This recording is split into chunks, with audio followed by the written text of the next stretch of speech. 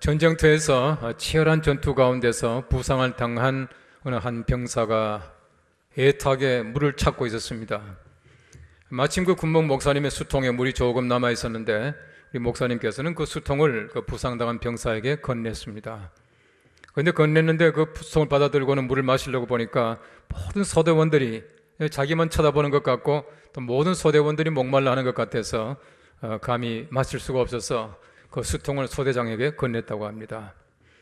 이것을 건네받은 소대장은 그 물을 꿀꺽꿀꺽 하면서 아주 맛있게 마셨습니다. 다 마시고 나서는 그 수통을 다시금 그 부상당한 병사에게 건넸습니다.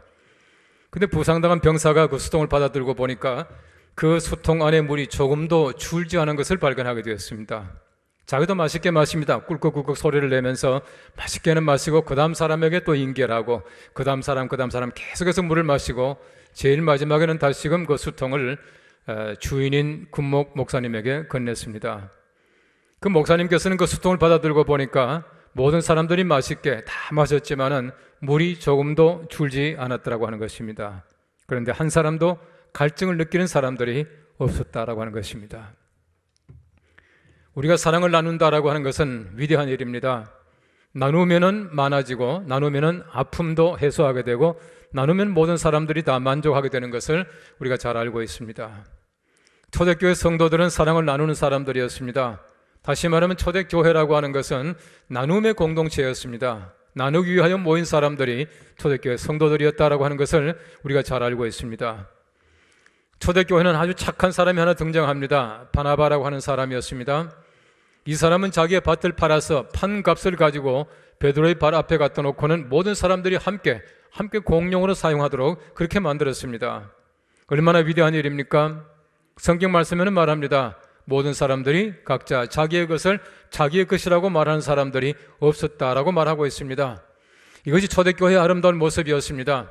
모든 사람들이 다 쓰고도 남을 만큼 많은 것을 가지고 왔고 모든 사람들이 자기의 것을 자기의 것이라고 하지 않았다라고 말씀하고 있는 것입니다. 그런데 나눔이라고 하는 것은 항상 위태하기도 하고 또 위기가 닥쳐올 때가 있습니다. 이 나눔으로 말미암아 우리가 잘 아는 대로 아나니아와 삽비라의 아주 그 놀라운 사건이 발생하게 되는 것입니다. 나누기는 쉽고 자랑은 하고 싶고 또 아깝기도 하고 이름으로 말미암아 자기의 판값을 얼마나 감춰두고 가지고 와서 전부 다입니다 라고 하다가 그 자리에서 세상을 떠났던 그 초대교회의 고통을 우리가 잘 알고 있습니다. 다시 말하면 나누는 것은 반드시 좋은 것만은 아닙니다. 사람들 마음속에는 많은 유혹도 있고 때때로 위험한 일도 함께 있게 된다는 것을 성경 말씀이 가르치고 있는 것입니다. 율법 교사가 와서 예수님께 묻습니다. 무엇을 하여야 영생 얻겠습니까? 예수님께서는 그와 한참 얘기하시다가 예수님께서는 이웃에 관한 얘기를 하십니다. 우리가 잘 아는 대로 선한 사마리아 사람의 비유를 예수님께서 말씀하셔요. 여러분 그 비유를 너무나 잘 알고 있습니다. 참으로 아름다운 비유입니다. 사마리아 사람이 강도 만난 자를 잘 도와줬다는 얘기입니다. 예수님께서는 분명한 메시지를 말씀하십니다. 강도 만난 사람의 이웃이라고 하는 것은 그를 도와준 사마리아 사람이다 라고 하는 사실을 얘기해 주십니다. 예수님께서는 사마리아 사람의 비유에 결론을 말씀합니다. 가서 너도 이와 같이 하라 라고 말씀하셨습니다. 여러분 세상에 수많은 사람들이 나눔을 머릿속으로 알고 있습니다. 사랑을 머릿속으로 계산하고 있습니다. 그럼에도 불구하고 가서 이와 같이 하는 사람들이 그렇게 많지 못하다는 얘기입니다. 이와 같이 하라. 이것이야말로 예수님께서 하신 말씀에 아주 중요한 결론이었던 것을 우리가 잘 알고 있는 것입니다. 사랑은 나누어야 합니다. 머릿속으로 알고 있는 것이 아닙니다. 내가 베푼다라고 하는 것은 손으로 하는 것이지 내가 머리로 하는 것이 아니라고 하는 얘기입니다. 성경 말씀이 가르치는 것은 그리스도인들은 사랑을 나누는 자가 되어야 한다는 것입니다. 머릿속으로 수많은 것을 알고 있다고 하더라도 나누지 못하면은 참으로 좋은 그리스도인이 아니다라고 하는 사실을 얘기해 주고 있는 것입니다. 성경 말씀은 여러 번 말씀하십니다. 그저 받았으니 그저 주라 말씀합니다. 너희가 먹을 것을 주라라고 말씀합니다. 주는 것이 받는 것보다 복이 있다라고 말씀하십니다. 이 모든 것 전부 다가 주는 것, 사랑을 베푸는 것이 얼마나 위대한 성경적 명령인가 하는 것을 말씀해 주고 있는 것입니다. 왜 그리스도인들이 사랑을 나누어야 합니까? 성경적인 권면이며 명령이기 때문에 나누어야 한다는 것입니다. 성경 말씀에는 또한 어리석은 부자의 비유라고 하는 비유가 있습니다. 그 비유의 결론을 보십시오. 자기를 위하여 재물을 쌓아두고 하나님께 대하여 부여하지 못하는 자가 어리석은 자라고 말씀하고 있어요. 자기를 위하여 쌓아두는 자가 어리석은 자입니다. 다른 사람을 위하여 베푸는 자가 지혜로운 자입니다. 나눔 그 자체는 지혜이다 라고 하는 사실을 말씀해주고 있는 것입니다. 그리스도인 사랑을 나누는 자라고 하는 주제를 가지고 우리가 한 해 동안 열심히 나눌 수 있는 우리가 될 수 있기를 바랍니다. 귀한 나눔의 지혜를 배우시고 나누는 그 일로 말미암아 정말 교회가 교회답게, 그리스도인들이 그리스도인답게 살아갈 수 있는 귀한 해가 될 수 있기를 간절히 바랍니다. 오늘 성경 말씀 첫째는 말합니다. 그리스도인은 그리스도처럼 섬기는 자입니다 라고 말하고 있습니다. 오늘 성경 마가복음 10장 45절 상반절에 말합니다. 인자가 온 것은 섬김을 받으려 함이 아니라 도리어 섬기려 하고 라고 말씀하고 있어요. 예수님께서 이 땅에 오신 목적은 섬김을 받는 것이 아니라 섬김이었습니다. 섬기려고 오셨다라고 말씀하고 있어요. 제가 한 번은 묵상하다가 참 재밌는 묵상을 해봤습니다. 안디옥 교회에서 처음으로 우리를 그리스도인이라 말했습니다. 예수 믿는 사람을 그리스도인이라고 칭했습니다. 이런 불교 믿는 사람들을 불자라고 말합니다. 이런 불교 믿는 사람들을 석가인 그러지 않아요. 시타르타인 그러지 않더라고요. 여러분, 해결을 믿는 사람들에게 마호멧인 그럽니까? 그 사람들은 그냥 무슬림 그렇게 말합니다. 유교를 믿는 사람을 공자인 그럽니까? 그렇게 말하지 않습니다. 다시 말하면 우리가 그리스도라고 하는 이름을 가지고 그리스도인이라고 하는 것은 얼마나 위대한 이름인지 모른다는 것이에요. 우리 말한 믿음의 대상을 가지고 있습니다. 그 믿음의 대상의 이름을 우리가 그렇게 칭하고 있다는 얘기입니다.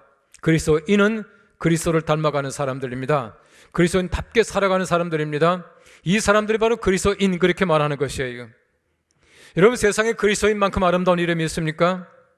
얼마나 위대한 이름을 우리가 가지고 있는지 모릅니다. 그 이름을 가진 사람들은 그리스도처럼 섬기는 자가 되어야 한다는 것을 성경 말씀이 가르치고 있는 것입니다. 옛날 그 당시에 안디옥이라고 하는 도시에는 네 부류의 사람들이 살고 있었답니다. 여러분 잘 아시는 권력을 가지고 있는 로마 사람들이 있었어요. 거기에다가 문학과 문화에 능통한 그리스 사람들이 있었습니다. 그 당시 일반적으로 하르민이라고 말하는 시리아 사람들이 또한 그 자리에 살고 있었다 그렇게 말합니다. 또한 그것뿐만 아니라 자기들끼리 똘똘 뭉쳐서 개토를 만들고 있던 유대인들이 살고 있었습니다. 그런데 그 가운데에 새로운 부류의 사람들이 생겼습니다. 그 사람들이 바로 그리스도인이라는 사람이었습니다. 예수를 따라가는 사람들, 예수를 믿는 사람들을 바로 그리스도인이라고 그렇게 칭했다라고 하는 것입니다. 그리스도인이라고 하는 말은 그 당시 여러 가지 많은 의미를 가지고 있습니다만은 참으로 괴로운 이름이었습니다. 무슨 말이냐면은 그리스도인 그 이름 자체가 두려운 이름이고 고통스러운 이름이었습니다. 반정보하는 사람들, 로마 사람에 대해서 항상 대항하는 사람들을 그리스도인이라고 불렀다는 것이에요. 타키투스라고 하는 역사가가 있습니다. 수치스럽고 간교한 것들을 따르는 사람들이라고 하는 뜻으로 그리스도인이라고 불렀다는 것이에요. 여러분, 그리스도인이라는 이름 자체가 얼마나 두려운 이름입니까? 그러나 우리가 그리스도답게 살아가기 위해서는 그리스도인이라고 하는 그 이름을 기뻐해야 해요. 날마다 우리 자랑해야 합니다. 그 이름만이 우리들에게 날마다 힘을 준다는 사실을 우리가 알고 있다는 것입니다. 베드로전서 4장 16절 말씀 말합니다.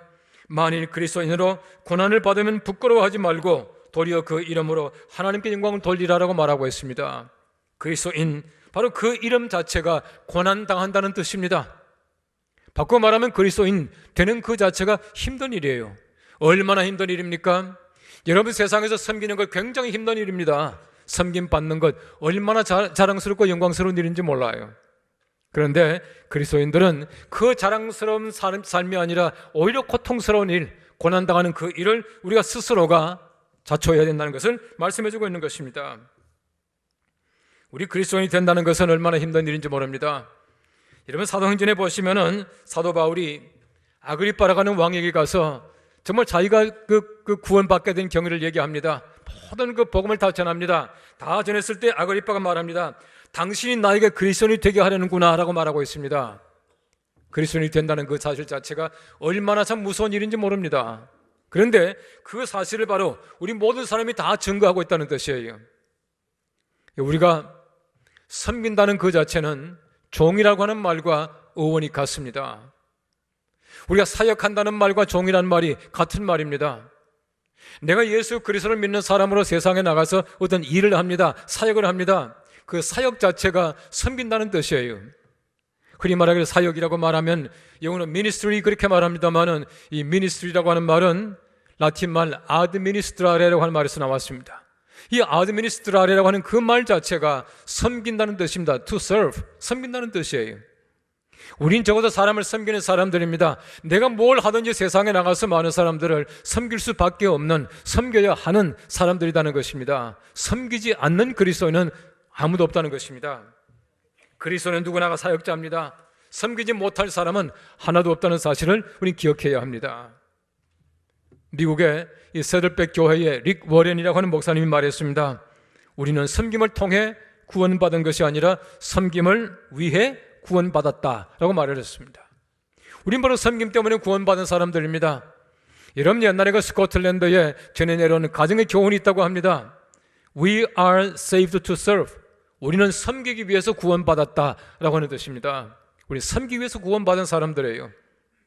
내가 왜 구원받았습니까? 왜 그리스도인 되었습니까? To serve. 섬기기 위해서 구원받은 사람들입니다. 그러므로 우리 나가서 많은 사람을 섬겨야 합니다. 섬기는 그 자체가 주님께서 우리에게 주신 사명이에요. 예수님께서는 말씀합니다. 요한복음 13장 34절 말씀에 내가 너희를 사랑한 것 같이 너희는 나를 사랑하라 말씀하지 않고 너희는 서로 사랑하라 말씀하셨습니다. 서로 사랑해야 합니다. 사랑을 나누어야 합니다. 서로 섬겨야 합니다. 이것이야말로 주님께서 우리에게 주신 사랑의 근본이라고 하는 사실을 말씀해주고 있는 것이에요. 이러면 세계에서 가장 부자라고 말하는 빌 게이츠라고 하는 사람이 그 돈을 많이 벌어 세운 그 재단이 있습니다. 빌 앤 멜린다 파운데이션이라고 하는 그 재단이 있습니다. 근데 그 빌 앤 멜린다 게이츠 파운데이션이라고 하는데 인터넷 홈페이지에 들어가시면은 굉장히 재밌는 문구가 하나 있습니다. 나눔은 타고나는 것이 아니라 길러지는 것이다 라고 하는 것이에요. 나눔도 잘 배워야 합니다. 저절로 되는 것이 아니에요.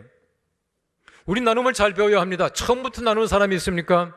우리 날마다 우리 머릿속에 기억하고 손으로 나누고 배워야 합니다. 길러져야 한다는 것입니다. 나눔을 잘 배워서 정말 잘 나누는 그리스도인들이 잘 될 수 있기를 간절히 바랍니다. 오늘 성경 말씀 두 번째는 말합니다. 그리스도는 자기 목숨을 주는 자입니다 라고 말하고 있습니다. 오늘 성경 말씀 10장 45절 하반절에 말합니다. 자기 목숨을 많은 사람의 대속물로 주려 함이니라 라고 말씀하고 있어요. 많은 사람에게 대속물로 주기 위해서 예수님께서는 이 땅에 주러 오셨다는 것입니다. 예수님께서 오신 목적은 목숨을 주는 것이었습니다. 예수님께서는 이 땅에 살기 위해서 오신 것이 아니라 죽기 위해서 오신 것입니다. 그리스도인들은 살기 위해 사는 것이 아니라 죽기 위해 사는 사람들입니다. 우리 쉽게 죽을 줄 알아야 합니다. 우린 다른 사람을 위하여 내 생명 바칠 만큼 우리가 쉽게 죽을 줄 알아야 잘 살고 있다고 하는 것을 성경 말씀이 가르치고 있는 것이에요. 성경 말씀의 가장 중요한 단어가 대속물입니다. 대속물이 무엇입니까? 대신 죽어주는 물건입니다. 대신 죽어준다는 얘기입니다. 예수님께서는 바로 우리를 위해서 대신 죽어주시기 위해서 이 땅에 오셨다라고 말씀하고 있는 것입니다. 이 대속물이라고 하는 말의 어근이 뭐냐 하면은 푼다는 뜻이에요. 하나님과 우리 사이가 얼마나 맥혀 있습니까? 얼마나 많이 얽혀 있습니까? 예수님께서는 대속물 되심으로 말미암아 하나님과 우리 사이에 맺혀 있던 모든 것들을 풀어주셨다는 뜻입니다. 이것이 곧 대속이라고 하는 뜻이에요. 하나님과 우리 사이가 얼마나 얽혀 있습니까? 얼마나 죄로 말미암아 얽혀 있는지 모릅니다. 이 모든 것을 전부 다를 예수님께서는 십자가상에서 피를 흘려서 돌아가심으로 말미암아 풀어주신 것입니다. 이것이 곧 대속이라고 하는 것입니다. 여러분, 대속물이라고 하는 것은 구약의 제사법전에서부터 출발하는 얘기입니다. 성경 말씀해 보시면은 이스라엘 남자들은 매년 대속물을 바쳤습니다. 반세겔의 생명속전을 바친 것입니다. 또가 소가 사람을 죽였을 때에 성경 말씀해 보시면은 은 30세겔을 속전으로 바치라 그렇게 말하고 있습니다. 대신 바쳐주는 것이에요. 또한 처음 난 아들을 위해서 바친 속전이 있습니다. 거기에다가 팔린 친족을 속량하기 위해서 지불한 속전이 있습니다. 구약 성경 말씀해 보시면은 속전이 제법 많이 나옵니다. 이 모든 것 전부 다가 대신 줌으로 말미암아 그 사람이 용서받게 만드는 것이 속전이라고 하는 것이었습니다. 예수님께서는 이 땅에 오셔서 우리를 위하여 대신 죽어주심으로 말미암아 우리의 죄를 용서하셨다는 뜻입니다. 이것이 곧 예수님께서 속죄 제물이 되시고 대속물이 되셨다는 그런 뜻입니다. 여러분, 그리스도인들은 그리스도처럼 정말 우리가 다른 사람들에게 대신 죽어줄 줄 아는 대속물이 되어야 합니다. 얼마나 귀중한 삶인지 몰라요. 내가 다른 사람을 위해서 대신 죽어줄 수 있다고 하는 것은 위대한 삶입니다. 아무나 할 수 있는 것이 아닙니다. 그리스도 없이는 절대로 불가능한 그 일을 우리가 하고 있다는 뜻입니다. 오늘 제가 성만찬 예식을 행할 겁니다. 예수님께서 말씀하십니다. 이것은 내 몸이다라고 말씀하셨습니다. 이것은 내 피 곧 언약의 피라고 말씀하셨습니다. 예수님께서는 말씀하십니다. 떼어주시면서 나눠주시면서 하시는 말씀이 이것을 행하여 나를 기념하라 했습니다. 행하여 기념한다는 것은 그냥 먹고 마시는 것이 아닙니다. 우리의 살을 떼주고 피를 공급하라는 얘기입니다. 여러분, 진정한 성찬이라고 하는 것은 우리의 몸과 우리의 피가 다른 사람을 위해서 대속물로 씌워지는 것이 성찬의 삶이라고 하는 것이에요. 그냥 먹고 마시기만 하면 아무런 의미가 없습니다. 내가 먹고 마시는 만큼 다른 사람들에게 내 몸과 내 피를 대신 주는 것이야말로 진정한 성찬의 삶이에요. 우리가 다른 사람 때문에 내가 억울한 일을 당해서 때때로 피해를 당할 때가 있습니다. 맞을 때도 있고 뺏길 때도 있습니다. 얼마나 억울한지 몰라요. 내가 잘못한 것이 아니라 다른 사람이 잘못함으로 말미암아 내 재산이 뺏겼다 가정해 보십시오. 얼마나 그게 아깝겠습니까? 아마 군대 갔다 오신 분들 다 기억할 겁니다. 우리 소대원 한 사람이 잘못했습니다. 잘못으로 말미암아 소대원 전체가 기합받을 때가 있어요. 그때는 얼마나 힘들고 억울한지 몰라요. 내가 다른 사람 때문에 내가 어려움을 당하고 내가 다른 사람 때문에 내가 욕을 당하고 심지어는 목숨을 빼앗긴다. 참으로 힘든 일입니다. 성경 말씀 말합니다. 예수님께서는 많은 사람을 위하여 그랬습니다. 모든 사람을 위하여 예수님께서 대신 목숨을 빼앗기신 것입니다. 얼마나 힘들겠습니까?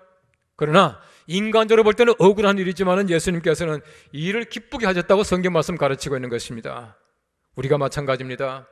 우리가 세상의 다른 사람을 위해서 우리가 때때로 고통당할 때가 있습니다. 그 고통을 기쁘게 당하셔야 해요. 목숨을 버릴 때가 있습니다. 기쁘게 버리셔야 합니다. 이것이야말로 진정한 그리스도의 삶이고 대속의 삶이다 라고 하는 것을 말씀해주고 있는 것이에요. 우리나라 옛날에 무가를 보니까 대명형 서사 무가가 있더라고요. 대명령이 뭐냐면은 목숨을 대신해서 드리는 서사가 있는데 우리나라 옛날에도 보시면은 목숨을 대신해서 드리는 것이 있었더라고요. 여러분, 심청전 보시면 나오지 않습니까? 인당수에 몸을 던짐으로 말미암아 우리 아버지가 대신 눈을 뜬다라고 하는 것이, 내가 죽음으로 말미암아 다른 사람들에게 은혜를 베푼다는 것입니다. 이런 서사 시가가 있더라고, 무가가 있더라고요. 그런데 보십시오, 우리 전통에도 마찬가지로 그런 것이 있습니다. 대신 죽음으로 말미암아 다른 사람을 눈을 뜨게 하고 살게 해주는 것, 이런 것들이 있더란 말입니다. 성경 말씀에는 얼마나 그것이 중요하게 나오는지 모릅니다. 우리 예수님의 대속의 동기를 보십시오. 다른 사람의 눈을 뜨게 하는 것이 문제가 아닙니다. 모든 인류를 구원하기 위해서 예수님께서는 대신 죽으심으로 말미암아 살게 하셨다는 뜻입니다. 우리가 다른 사람을 살릴 수 있다면 우리가 얼마든지 그 일을 감당해야 한다는 것을 말씀해주고 있는 것이에요. 혹시 여러분 기억하실지 모르겠습니다만 2012년도에 미국 이 커네티컷에서 어느 초등학교에서 총기 난사 사건이 있었습니다. 그 애덤 렌저라고 하는 젊은 청년이 총을 가지고 와서 학생들에게 막 총을 쏘아야 되는데 어떤 반에 들어왔습니다. 그 선생님은 총소리가 나자 문제가 생긴 것을 알고 자기 학생들을 전부 캐비넷 속에, 그 관문함 속에다가 애들 다 숨게 만들었습니다. 근데 애덤 렌저가 총을 들고는 그 방에 들어왔습니다. 탁 들어왔는데 그 순간에 어떤 아이 하나가 그 속에 있다가는 밖에 나왔습니다. 막 가깝했던지 나왔습니다. 나오니까 그 선생님이, 빅토리아 소터라고 하는 선생님이 그 아이 앞을 막았었습니다. 근데 그 범인은 총을 그 선생님을 향해서 난사를 했습니다. 그 자리에서 즉사했습니다. 이 사실이 알려지자 미국 전체가 얼마나 그 여선생님에게 애도했는지 모릅니다. 대신 죽어주는 것 얼마나 위대한 일입니까? 다시 말하면 대신 죽어주는 것은 금방 되는 것이 아니에요. 즉흥적인 사건이 아닙니다. 늘 마음속에 아이들을 사랑하는 그 마음이 없이는 절대로 되지 못해요. 여러분, 예수님께서는 이 땅에 오실 때에 이미 계획하시고 이 땅에 오신 것입니다. 그러므로 가능했던 것이에요. 우리가 마찬가지입니다. 내가 그리스도인이다 라고 하는 그 사실을 깊이 명심하고 살아가게 될 때에 내가 다른 사람의 대속 제물로 살 수 있는 것이지 갑자기 되는 것이 아니에요. 하나님 은혜 가운데서 우리가 늘 대속의 제물로 살 수 있게 되기를 간절히 바라는 것입니다. 예수님께서는 요한복음 15장 13절 말씀 말합니다. 사람의 친구를 위하여 자기 목숨을 버리면 이보다 더 큰 사랑이 없나니 라고 말씀했습니다. 예수님께서는 또 말씀하십니다. 너희가 내 친구다라고 말씀하셔요. 사람의 친구를 위하여 목숨을 버리는데 예수님께서는 바로 친구이신 우리를 위해서 목숨을 버리심으로 말미암아 큰 사랑을 베풀어 주시고 우리를 살게 하신 것입니다. 이것이 대속의 은혜라고 하는 것이에요. 이 사랑받고 있는 그리스도인들입니다. 그리스도처럼 우리도 세상에 나가서 많은 사람들에게 우리가 대속물로 살아가는 것이 그리스도인다운 삶이다 라고 하는 것을 말씀해 주고 있는 것입니다. 독일의 어느 라디오 방송국에서 아주 흥미로운 공모전을 했습니다. 거액의 상금을 내걸었습니다. 10만 유로라고 하는 거액의 상금을 내걸고 가장 좋은 답을 한 사람, 시청자들이 뽑은 한 사람에게 10만 유로를 주겠다라고 했습니다. 문제가 뭐냐 하면은 10만 유로를 가지고 무엇을 하겠는가? 얼마나 흥미로운 공모전입니까?